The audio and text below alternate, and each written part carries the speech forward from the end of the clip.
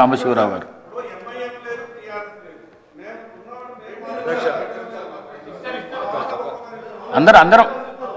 అందరూ మాట్లాడడానికి అవకాశం ఉన్నది.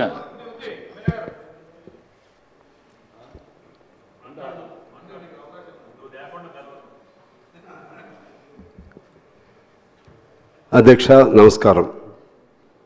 ఈరోజు ముందుగా తెలంగాణ ఆవిష్కరణకు ఎంతో త్యాగపూరితమైనటువంటి పాత్ర నిర్వర్తించి సత్యశీలిగా అన్నమాటకు కట్టుబడినటువంటి ఎన్ని నష్టాలు కష్టాలు వచ్చినా సరే తెలంగాణ ఇస్తానన్న మాటను నిలబెట్టుకున్నటువంటి ఒక గొప్ప మానవతా మూర్తి, తెలంగాణ అభిమాని సోనియా గాంధీ గారి జన్మదిన పర్వాన వారికి నా తరపున, మా భారత కమ్యూనిస్ట్ పార్టీ తరపున వారికి జన్మదిన శుభాకాంక్షలు ఘనంగా తెలియజేస్తా ఉన్నాను.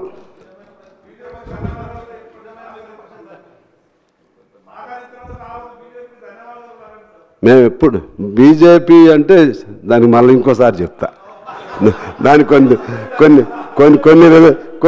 కొన్ని రిజర్వేషన్స్ ఉన్నాయి. Okay, thank you.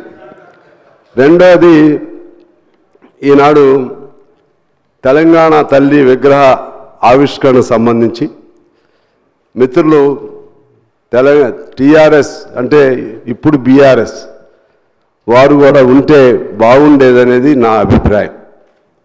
కారణం ఏమంటే, మీరు అనుకున్నట్లుగానే మీ మనసులో ఉన్నట్లుగానే మీ భావనకు అనుగుణంగానే అన్నీ ఉండవు.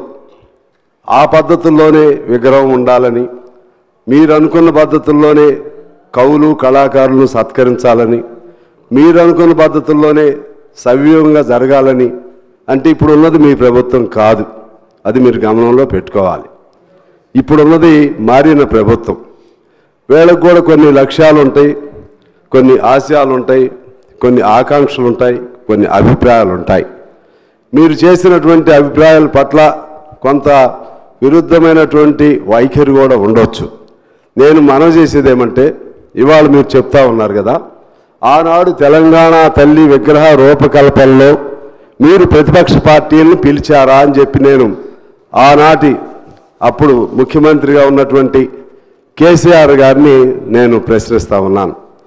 నాకు తెలిసి ఆ రూపకల్పన ఎలా ఉండాలని, దానికి సంబంధించినటువంటి విధి విధానాలు ఎలా ఉండాలి, లేకపోతే దానికి సంబంధించినటువంటి ఆవిష్కరణలో ఉన్నటువంటి ఆ పలు అంశాలు ఎలా ఉండాలని ఎవరితో కూడా చర్చించిన పరిస్థితి లేదు. మమ్మల్ని అయితే పిలవలేదు. ఇంకెవరిని పిలిచారో నాకు తెలియదు. మమ్మల్ని ఎందుకు అంటున్నానంటే, మేము కమ్యూనిస్ట్ పార్టీగా ఒక జాతీయ పార్టీ అయి ఉండి కూడా విశాలాంధ్ర కోసం అనేక త్యాగాలు చేసిన పార్టీ అయి ఉండి కూడా తెలంగాణ ప్రజల ఆకాంక్షలను అర్థం చేసుకుని కేంద్రంలో ఉన్నటువంటి భారత కమ్యూనిస్ట్ పార్టీ ఒక నిర్ణయం చేసింది.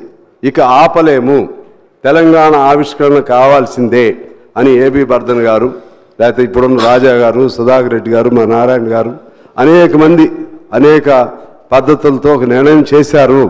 కనీసం మాకు అందులో సోనియా గాంధీ గారు అప్పుడు ఒక మాట అన్నారు, మీరందరూ అన్ని పార్టీలు ఏకాభిప్రాయానికి వస్తే తెలంగాణ మేము ఇస్తామని చెప్పి.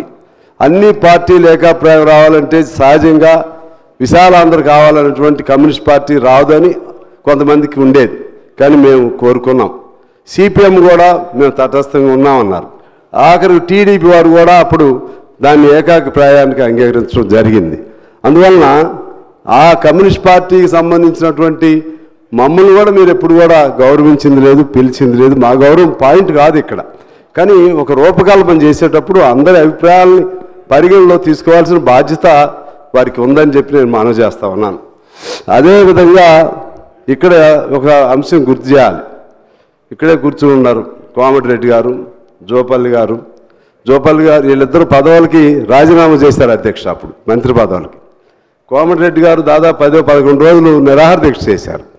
మీరు అందరూ కృషి ఉంది ఇందులో.